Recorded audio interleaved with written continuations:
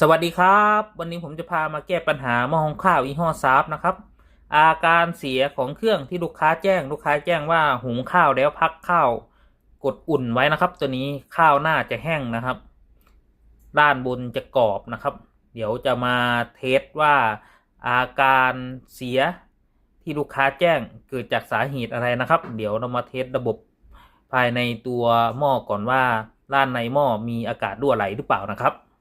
ขั้นตอนในวิธีการเทสว่าด้านในหม้อนะครับมีอากาศรั่วไหลหรือเปล่านะครับตัวหม้อนะครับด้านในให้ใส่สภาวะปกตินะครับ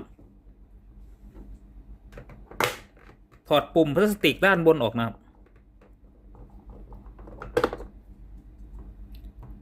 หมุนพลาสติกออกครับ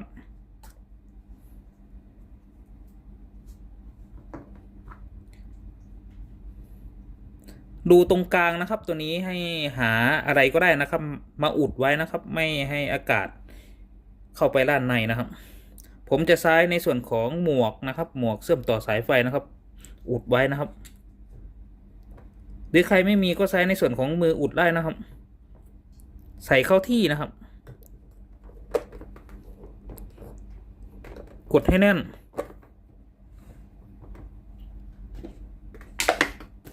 จากนั้นให้เราเทน้ำเปล่านะครับ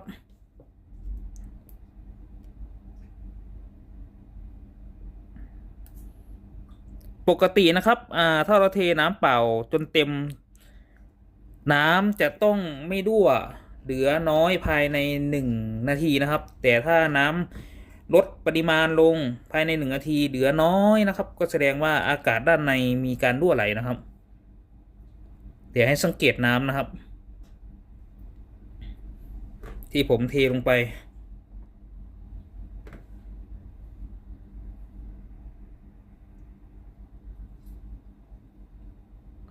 ยังไม่ถึง1 นาทีนะครับน้ำเริ่มแห้งเลยนะครับด้านในนะครับตรงนี้นะครับแสดงว่าภายในหม้อมีการรั่วไหลของอากาศนะครับเดี๋ยวมาดูด้านในหม้อตรงฮีตเตอร์นะครับว่าสาเหตุเกิดจากอะไรมาดูตำแหน่งที่ผิดปกติภายในเครื่องนะครับให้เราสังเกตในส่วนของฮีตเตอร์แผ่นความร้อนนะครับระยะห่างนะครับระหว่างขอบด้านข้างฮีตเตอร์กับตัวโครงเครื่องนะครับจะไม่เท่ากันก็คือฝั่งนี้นะครับระยะห่างจะกว้างนะครับเมื่อเรามองไปอีกข้างหนึ่งนะครับระยะห่างนะครับจะแคบมากเลยนะครับตามภาพนะครับระยะห่างของฮีตเตอร์กับตัวเครื่องปกติจะเท่ากันนะครับเมื่อระยะห่างของฮีตเตอร์และตัวโครงเครื่องนะครับไม่เท่ากันก็แสดงว่าในส่วนของฮีตเตอร์สูงไม่เท่ากันนะครับเวลาเราวางในส่วนของหม้อในเข้าไปนะครับหม้อในก็จะต่ำข้างหนึ่งสูงข้างหนึ่งนะครับและเวลาเราปิดฝาเนาะก็จะทำให้ในส่วนของซีนยางตรงนี้นะครับปิดไม่สนิทแล้วก็จะทำให้อากาศด้านในรั่วไหลนะครับเวลาเราหุงข้าวหรืออุ่นข้าวไว้นานๆนะครับก็จะทำให้ในส่วนของข้าวกรอบนะครับเดี๋ยวผมจะพามาแก้ปัญหาในส่วนของฮีตเตอร์นะครับเพื่อให้ในส่วนของฮีตเตอร์นะครับสูงเท่ากันนะครับเดี๋ยวก็จะพามาเทสระบบน้ำอีกครั้งหนึ่งนะครับเดี๋ยวพาแกะเข้าไปด้านในเครื่องครับขั้นตอนแกะเครื่องครับถอดน็อตใต้ฐานเครื่องออกให้หมด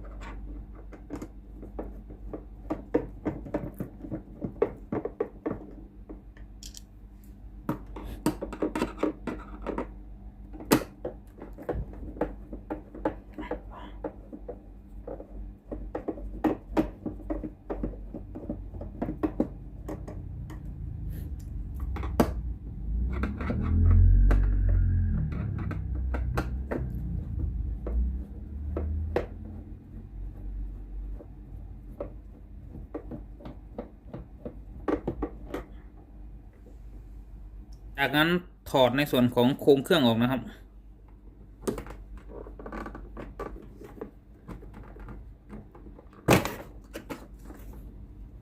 ถอดสายไฟออกก่อนครับ2 เส้น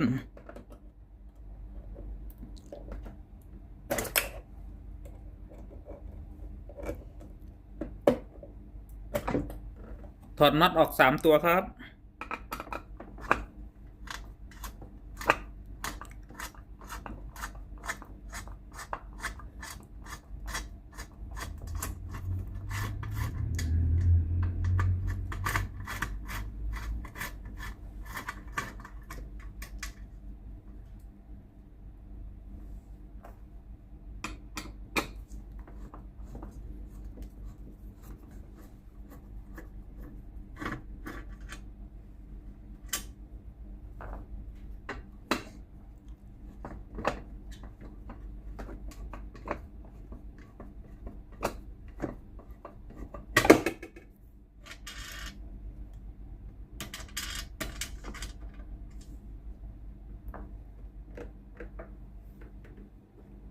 เราก็จะถอดในส่วนของฮีตเตอร์ออกจากวงจรนะครับเราจะลองในส่วนของแบนที่ขาฮีตเตอร์นะครับตำแหน่งขาฮีตเตอร์นะครับที่ผมวงไว้นะครับตัวนี้ให้เราซ้ายในส่วนของแหวนนะครับความหนาประมาณ 1.5 มิลนะครับรองแหวนที่ไซส์รองนะครับความหนาประมาณ 1.5 มิลนะครับตำแหน่งนะครับ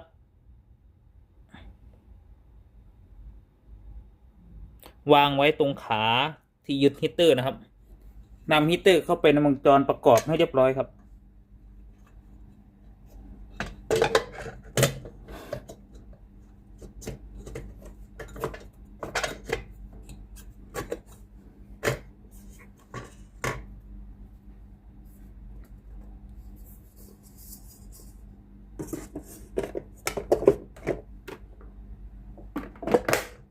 จากนั้นเราก็ยึดน็อตให้เรียบร้อยครับ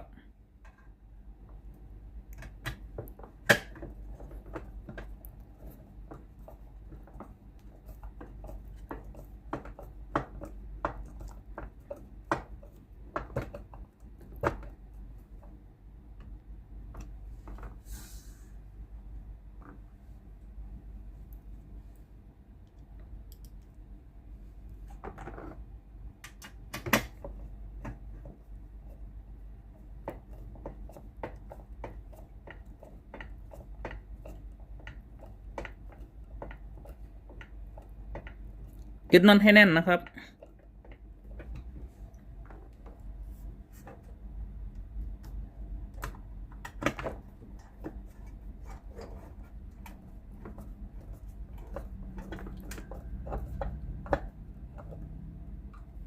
จากนั้นเสียบสายไฟครับ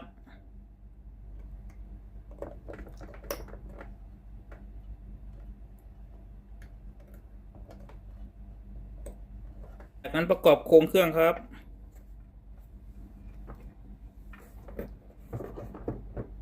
ขันน็อตให้เรียบร้อยครับ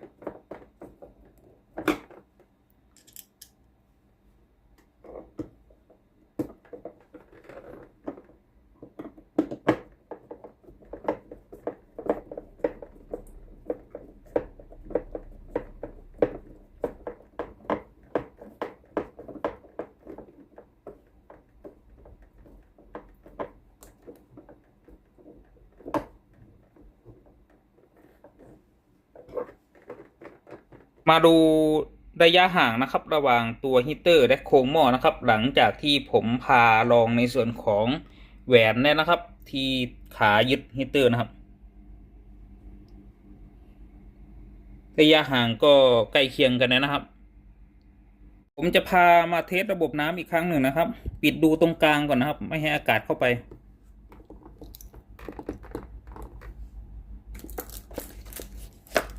เทน้ำเปล่าครับ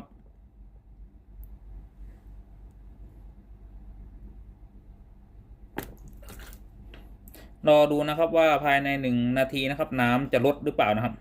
ปกติภายใน1 นาทีนะครับน้ำจะลดแต่ไม่แห้งนะครับก็คือยังมีน้ำขังอยู่นะครับ